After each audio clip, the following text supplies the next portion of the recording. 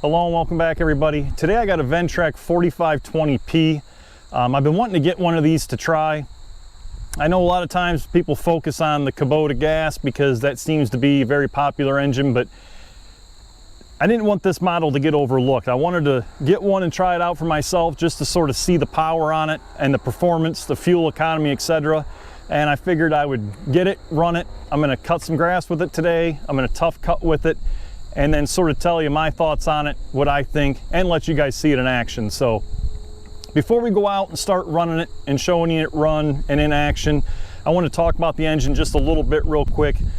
This is a Kawasaki twin cylinder, 31 horsepower, direct fuel injected gas engine. This engine puts out like 47.1 foot-pounds of torque. So the torque on this is a little greater than the diesel, but yet it's a little less than the Kubota gas models. It's an all aluminum block on this, compared to the Kubotas that are, cast iron. Now, a couple different things on this. I'll show a video of the engine so you guys can see it as I talk. A couple things I wanted to point out. This only has a 30 amp alternator on it compared to the Kubotas that have a 60. So if you wanted to run a cab or something on this unit, they do make a kit that you can purchase, and it's a 60 amp alternator kit for this model. So if you do want to plan on running extra stuff on a cab, lights, fans, that kind of stuff, you're going to have to bump the alternator up. But one thing that the Kawasaki engine has over all the other engine options is this one is the only engine that Ventrac offers where you can continuously mow on a 30-degree slope. So it's a continuous 30 at any time. It doesn't matter. That's one other advantage to this. So like I said, I just wanted to get one. I'm going to do a fuel test on this. I'm going to let you guys see it cutting grass and cutting weeds so you can listen to it and see it in action and see what you guys think as well.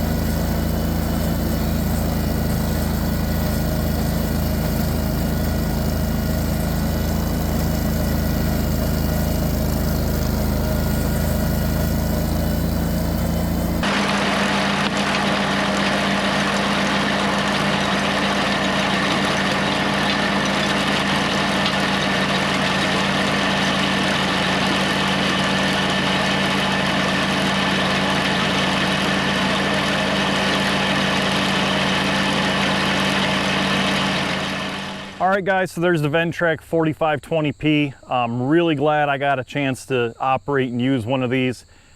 I'm going to be totally honest with you, talking a little bit about my feelings on it after I've run the diesel, the Y model, the Z model, and the newer Kubota fuel-injected N model. Just to give you my thoughts on it, I was very impressed with this Kawasaki engine. And I'm totally honest, I didn't think I was going to be. I like the Kubotas, and I guess I just always looked away at the Kawasaki because I had my mindset on Kubota, but this engine is very impressive. I tried getting you guys as much raw footage as I could, especially of the tough cutting, hammering through that stuff. I was cutting that stuff down. Now, don't get me wrong, it wasn't really tall, but it was dense and thick. And even after dark, when it got wet, I was just pushing this thing to let you guys hear the engine and see how fast you could tough cut with it. 6-7 miles an hour, it seemed like I could not get this engine to really bog down. I mean, it seems very, very powerful. Almost, I know it's 31 horse, but in my mind, I know a lot of the Kubota guys are gonna disagree with me on this, but it almost feels like it's more powerful than the Kubota fuel-injected N model. And I don't know if it's because it's a V-twin instead of an inline 3 like the Kubota, but it just seems to have a ton of power underneath this. A couple things I did notice. Noise-wise, I think this is probably the quietest engine option that Ventrac has to offer, followed by the diesel. And I wear hearing protection when I operate the machine like most people do, but for me, noise isn't always for the operator because I'm wearing hearing protection, but it's for everybody around me. I do a lot of things out here at night. I try to cut it off early for cutting grass, but the diesel, I've talked to my neighbors, if I'm tough cutting, they don't even really hear it.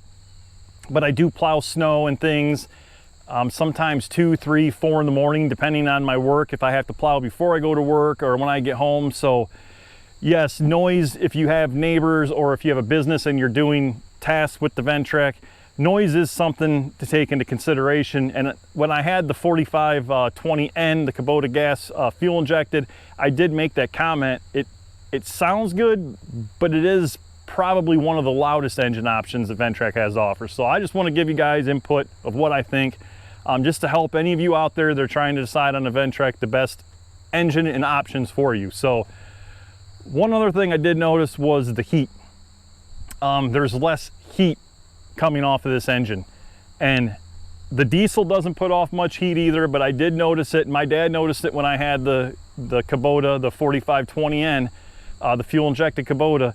There seems to be a lot of heat radiating off the tractor coming back at you under the engine compartment, and I think it has to do with the catalytic converter in that tractor. They just put off more heat.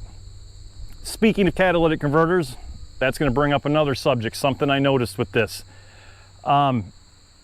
This does not have a catalytic converter, but it does put off some odor of fuel. So it's not bad, but you can smell gas. It's not as bad as like a carbureted air-cooled engine, but you can smell it a little bit. And if you are mowing or doing some things, I did notice when I went in the house, you could smell the gas fumes on your clothes a little bit, which I don't get that with the diesel. And there again, when I had the Kubota N, I did comment in that video, 0 fumes coming out of that engine of the Kubota. So if you're someone that's sensitive to, you know, smelling of fumes and that kind of thing, and you don't want to, say, have that odor on your clothes, or you don't want to smell it when you're mowing, that's the only negative thing that I can really say about this engine. Fuel consumption wise, I'm doing a separate video on that, trying to compare the Z, the N, the Y, and the P, but it didn't perform as well as the diesel, which I figured nothing's gonna outperform the diesel in fuel efficiency,